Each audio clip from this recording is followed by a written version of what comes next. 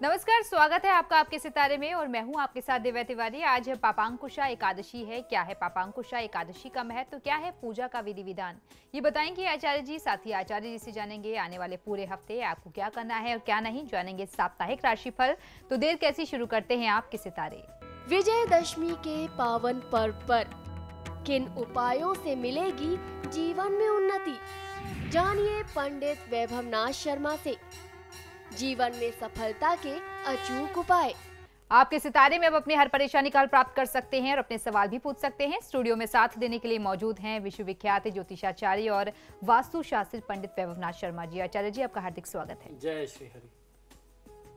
तो यदि आप भी अपनी कुंडली के ग्रह नक्षत्रों से परेशान हैं या कार्य व्यापार परिवार की चिंता कर रही है आपको परेशान, तो आप भी हमें कॉल कर सकते हैं। हमारे नंबर्स लगातार आपकी टेलीविजन स्क्रीन पर फ्लैश किए जा रहे हैं। आप हमें हमारे टोल फ्री नंबर पर भी कॉल कर सकते हैं। आप हमसे सीधी बात कर सकते हैं। हमारा टोल फ्री नंबर है 180010263003। आप इस नंबर पर मुफ्त में कॉल करें। इसके अलावा आप हमें हमारे लैंडलाइन नंबर्स 012046463332 और 012046463327 पर भी कॉल करके हमसे सीधी बात कर सकते हैं। तो चलिए कार्यक्रम की शुरुआत करते हैं और सबसे पहले आचार्य जी से जान लेते हैं कि आने वाले सप्ताह में कौन कौन सी मुख्य तिथियां पड़ने वाली हैं। जी, निश्चित ही हम लोग चर्चा कर रहे हैं आगामी सप्ताह की, यानी 4 अक्टूबर से लेकर के 11 अक्टूबर के मध्य कौन कौन सी विशेष तिथियां पड़ने वाली हैं। तो आइए जानते हैं। 6 अक्टूबर सोमवार का जो दिन है, ये बहुत ही विशेष दिन रहने वाला है। इस दिन सोम प्रदोष पड़ रहा है। इसके बाद 8 अक्टूबर बुधवार के दिन शरद पूर्णिमा का पर्व है। आपकी जानकारी के लिए बता दूं कि इस बार शरद पूर्णिमा के दिन चंद्र ग्रहण भी लग रहा है। क्या होगा चंद्र ग्रहण का समय, क्या इसके लिए क्या आपको उपाय करने चाहिए, ये हम लोग सोमवार के दिन के कार्यक्रम में चर्चा करेंगे। 11 अक्टूबर शनिवार को करवा चौथ मनाया जाना है। साथ ही साथ क्योंकि चतुर्थी की तिथि है तो संकष्टी गणेश चतुर्थी का भी व्रत इस दिन किया जाता है। और चलिए अब शुरुआत कर लेते हैं 12 राशियों का साप्ताहिक राशिफल, जिसमें बात करेंगे मेष राशि की। देखते हैं आने वाले सप्ताह में कैसा रहने वाला है मेष राशि वालों का दिन। जी बिल्कुल, मेष राशि वाले जातक लोगों के लिए इस सप्ताह में किसी बड़े कार्य में थोड़ा विलंब या अवरोध होने के बाद आप थोड़ा सा विचलित हो सकते हैं, लेकिन निर्धारित रूप से आप कार्य पूरा कर लेंगे। बहुत ज़्यादा अधीर होने की आवश्यकता नहीं है, धैर्य बनाए रखने की आवश्यकता है। आर्थिक आयोजन जो आप करने जा रहे हैं वह आप सफलता के साथ कर सकेंगे। मिष्ठान भोजन प्राप्त होने का बहुत अच्छा संयोग बनता है। दोस्तों मित्रों के साथ अच्छा वातावरण बीते, ऐसी संभावना है। विद्यार्थी वर्ग को अध्ययन के लिए ये सप्ताह जो है आगामी, ये थोड़ा सा मध्यम सप्ताह रहने वाला है। पढ़ाई लिखाई में आपको पहले से कहीं ज़्यादा मेहनत करनी पड़ सकती है। स्नेहीजनों और मित्रों के साथ मुलाकात से आनंद प्राप्ति होगी। नौकरी व्यापार में अनुकूलता का वातावरण रहेगा। आय में वृद्धि के संयोग दिखाई देते हैं।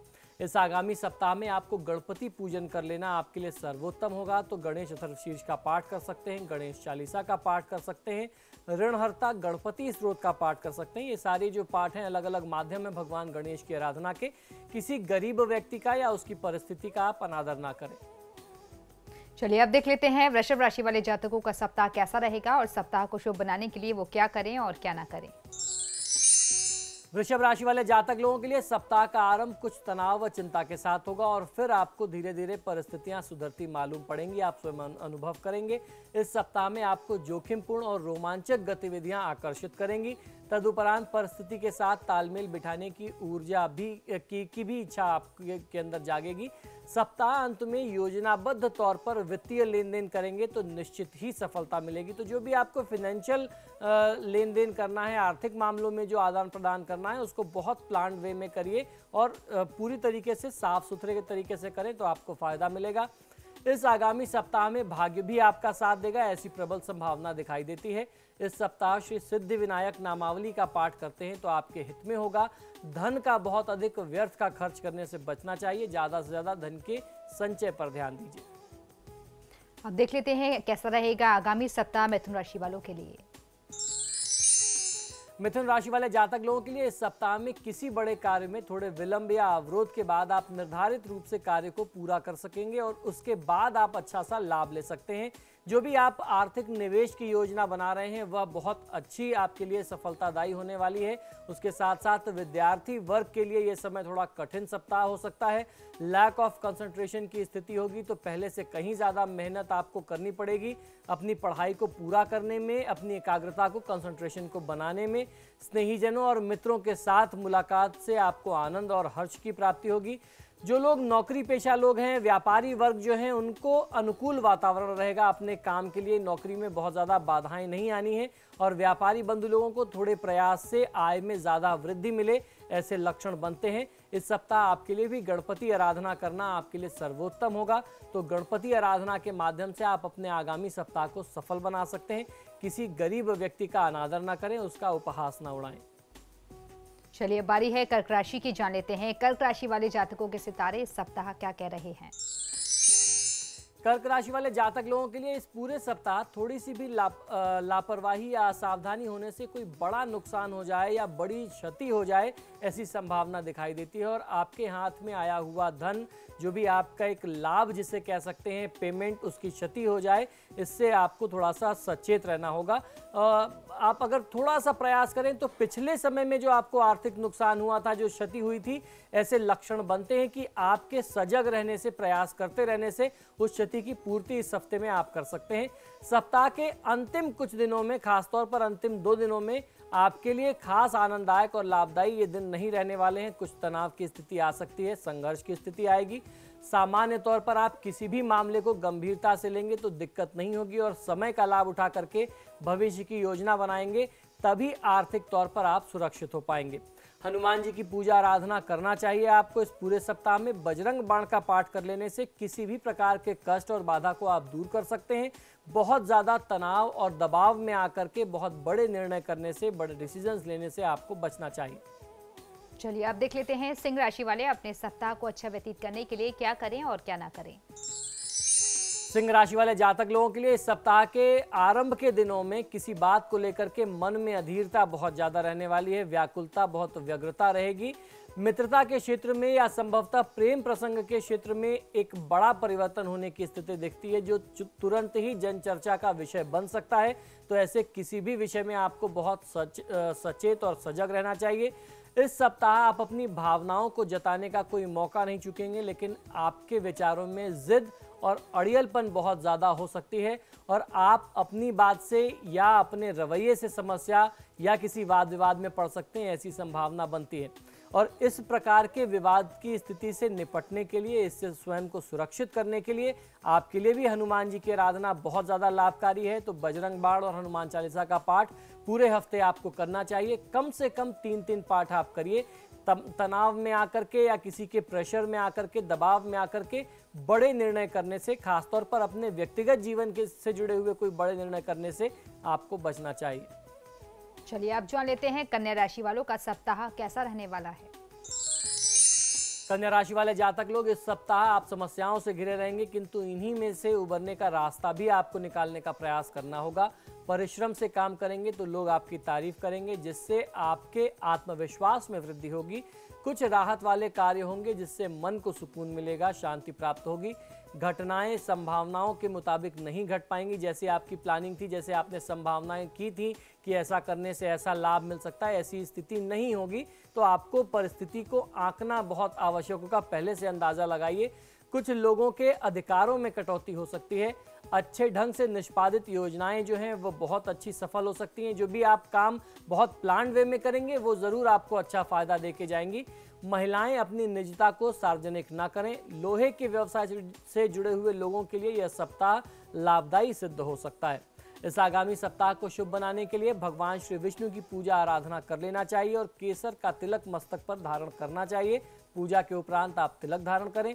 धन का निवेश अगर आप कहीं करना चाहते हैं, ऐसी कोई प्लानिंग चल रही, तो बहुत सोच समझ करके इन्वेस्टमेंट के लिए आगे बढ़ना चाहिए। और अब देख लेते हैं क्या कह रहा है तुला राशि वालों के लिए उनका आने वाला सप्ताह।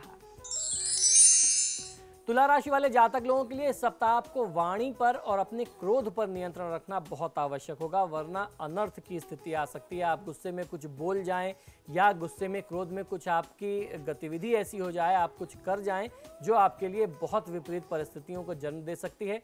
सर्दी और कफ के कारण आपका स्वास्थ्य प्रभावित रहेगा। मौसम में ऋतु में परिवर्तन हो रहा है तो अपने स्वास्थ्य का ध्यान रखिए।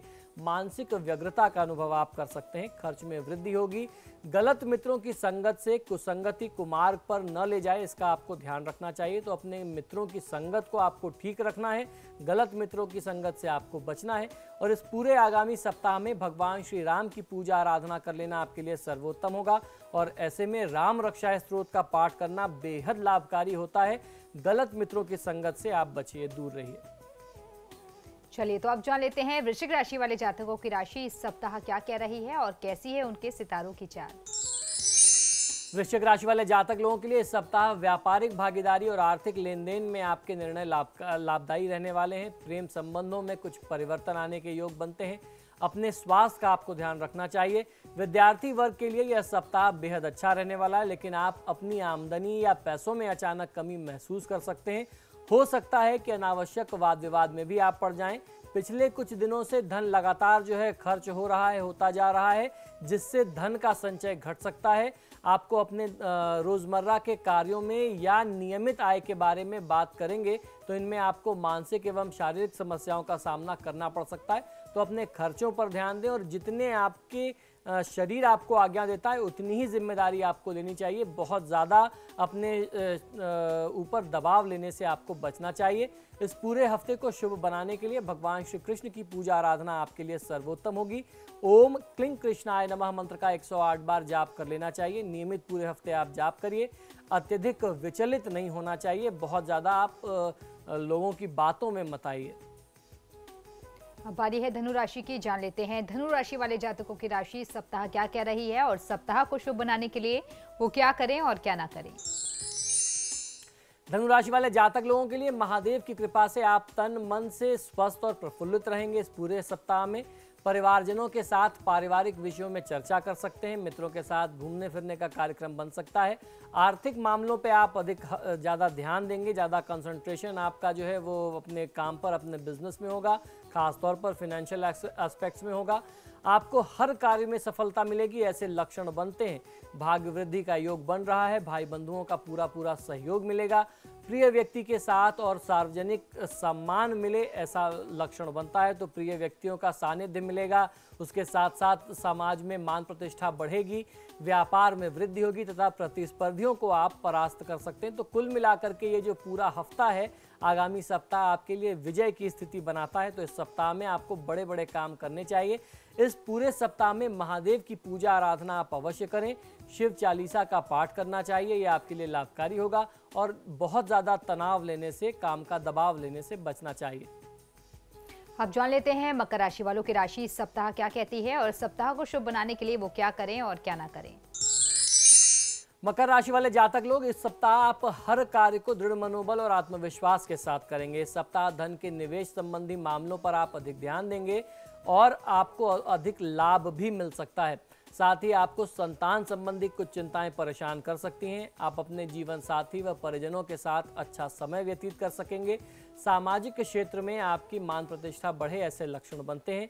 इस सप्ताह आपके लिए भी भगवान गणपति की आराधना बहुत आवश्यक होगी, बहुत लाभदायी होगी। तो ऋणहर्ता गणपति स्त्रोत का पाठ करना चाहिए। इससे कर्ज मुक्ति की स्थिति भी बनेगी आपके लिए। बिना सोचे समझे धन का निवेश इस हफ्ते आपको नहीं करना चाहिए। और अब जान लेते हैं कुंभ राशि वालों का आने वाला सप्ताह कैसा रहने वाला है और कैसी है उनके सितारों की चाल। कुंभ राशि वाले जातक लोगों के लिए यह आगामी सप्ताह कई तरीके से लाभ से परिपूर्ण रहने वाला है आपके लिए। व्यापार धंधे में विकास के साथ साथ आय भी बढ़ेगी। नौकरी पेशा लोगों को भी लाभ का अवसर मिल सकता है। वैवाहिक जीवन में सुख संतोष की अनुभूति कर सकते हैं। पत्नी, पुत्र और बुजुर्ग वर्ग की तरफ से आपको लाभ और सहयोग मिलेगा। मित्रों के साथ रमणीय पर्यटन स्थल पर कहीं जाने का कार्यक्रम बन सकता है।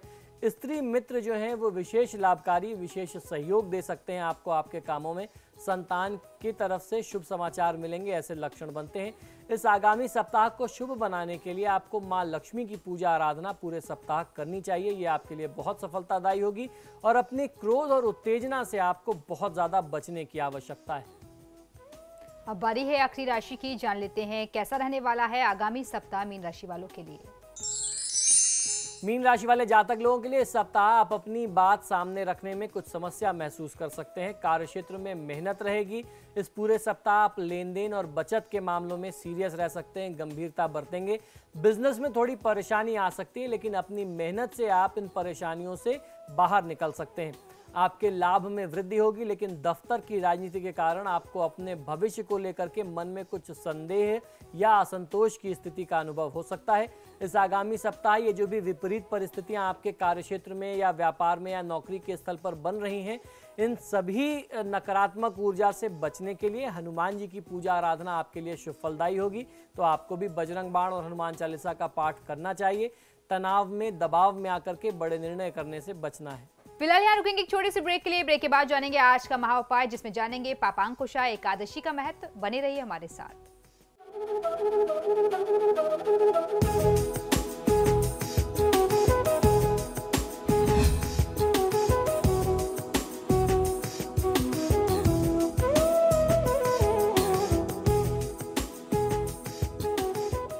और ब्रेक के बाद एक बार फिर से आपका स्वागत है। चलिए अब आचार्य जी से जान लेते हैं आज का महा उपाय।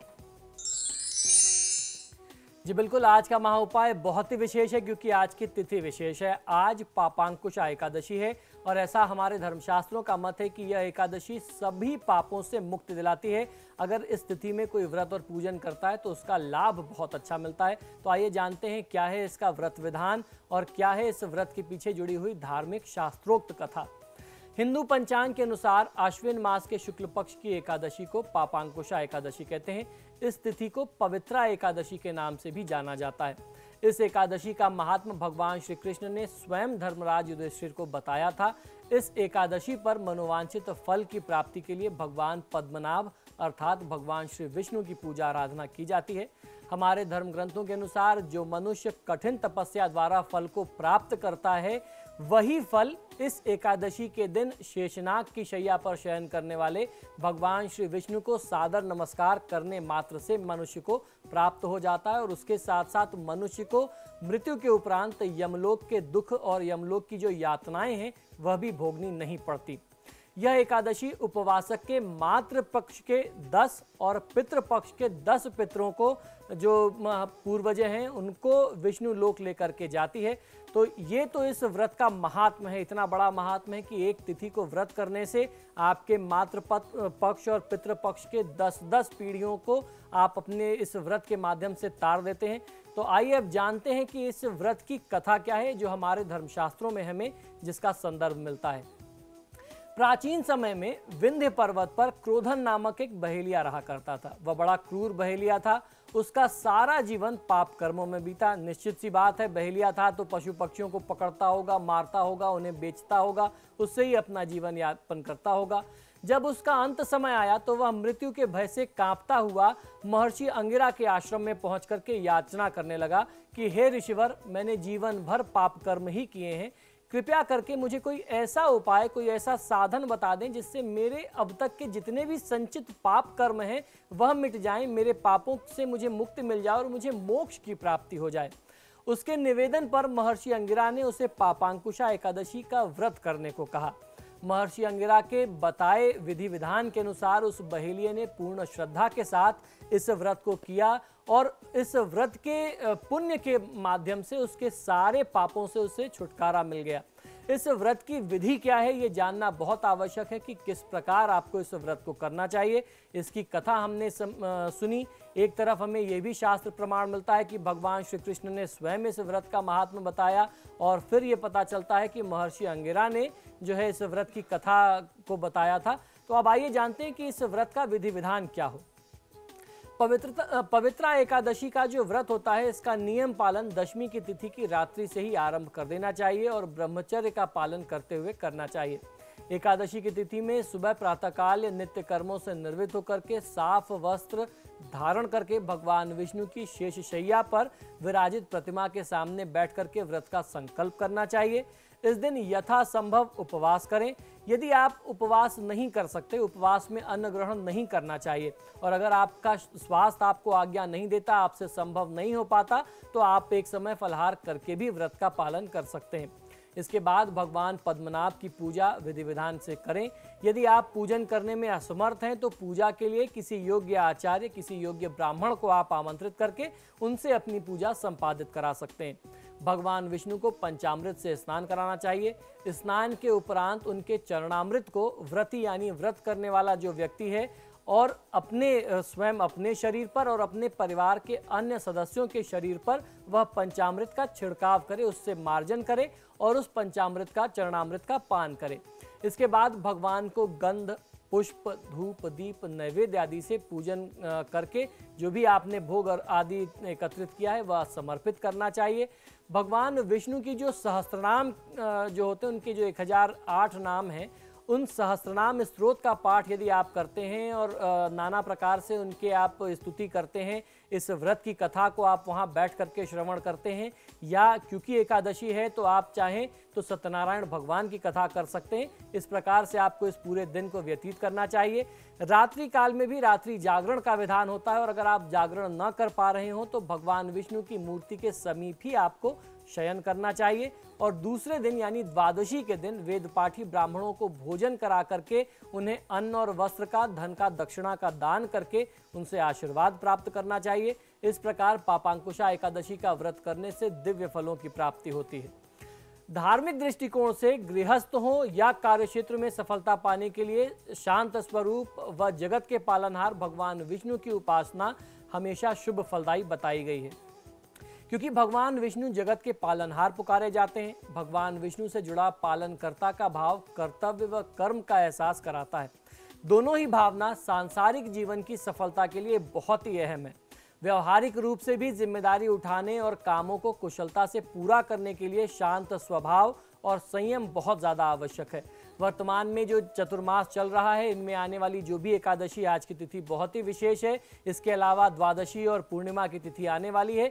इन पर भगवान विष्णु की भक्ति करना, भगवान विष्णु के मंत्र का ध्यान करना, इन सभी माध्यमों से यदि आप भगवान विष्णु की पूजा करते हैं तो ये बड़ी ही मंगलकारी मानी गई है। भगवान विष्णु की कृपा के लिए खासतौर पर विष्णु गायत्री महामंत्र का जाप किया जाता है, जिसे महामंत्र माना गया है, क्योंकि जगत जननी गायत्री की 24 देव शक्तियों में से भगवान विष्णु भी एक शक्ति हैं। इसके स्मरण मात्र से सारे कार्य की जो बाधा है, दुख है, जीवन के जो संताप हैं, वह मिट जाते हैं। तो आइए जानते हैं कि यह विष्णु गायत्री मंत्र क्या है और किस प्रकार से आपको इस मंत्र का प्रयोग करने के लिए पूजन विधि क्या अपनानी चाहिए।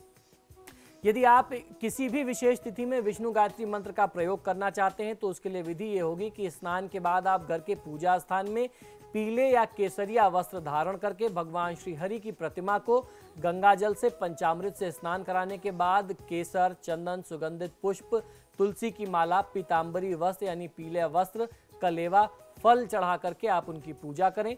भगवान विष्णु को केसरिया भात यानी मीठे पीले चावल या दूध और चावल से बनी हुई खीर या दूध के बने हुए कोई भी पकवान जो विशेष उनको प्रिय है उसका भोग आपको लगाना चाहिए।